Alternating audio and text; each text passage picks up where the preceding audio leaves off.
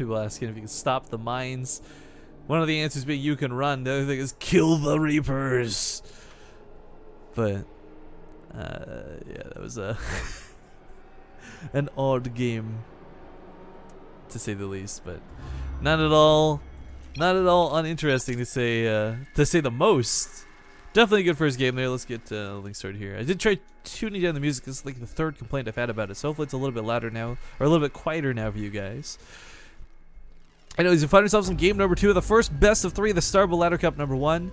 We got 2 SCVs coming out right away, so some cheekiness on the way. We'll talk about this in a second. Spawning in the lower left corner of the map, the yellow Terran player, Anathema, who needs to build a depot, right? Unless they change that in Starbow. Anyways, his opponent at the top right, just finishing up with some pretty clever play and a different strategy. It's going to be Alphasquad.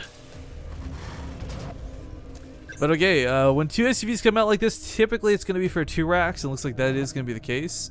Starbow does not have the same build patterns as regular StarCraft 2 guys, so very worth noting that you have to actually play Starbow to practice this to make sure that you know the timings of it.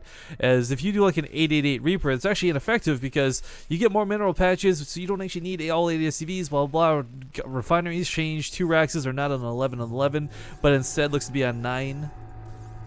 And we'll see if you can make this work.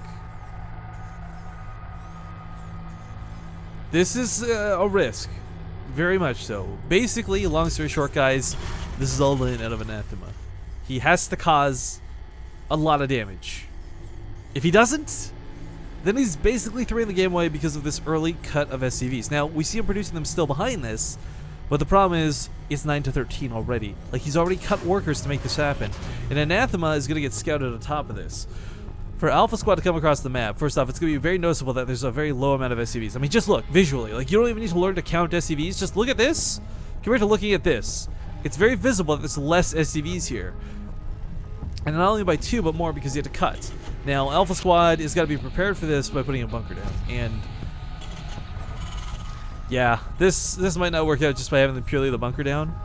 If he gets a Marine into it, that's going to be fantastic, but as we see, we got an SCV coming over here. If he could stop this bunker somehow, he doesn't have the DPS for it. This Marine's going to kill the SCV anyways.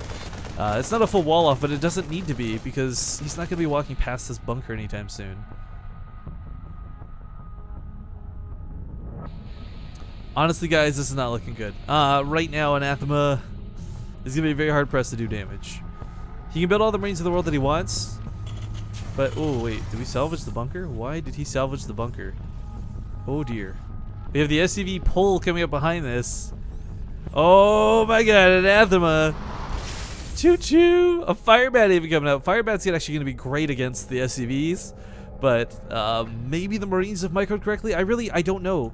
With the way unit values work and the way that size comes into effect more so than like light versus heavy armored and all these things, I'm not quite sure how this is going to go because Alphasquad actually has a really low army value at the moment.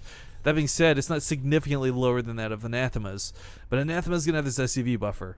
If he busts through these Firebats and keeps his Marines alive, I don't even know if the bunker will hold, but for now, he's going to have to lift off the barracks for sure if he can't hold this. The factory may even go down. SCVs are going to funnel into this choke where splash damage is going to be a big problem. Marine's going to get on top of this, though, and ooh, tagging those Firebats.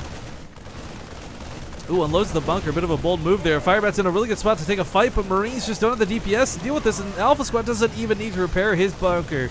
Good game's going to be called, and Anathema says grats. A little bit underwhelming of a series, but still not too shabby as Alpha Squadron will advance through the brackets now.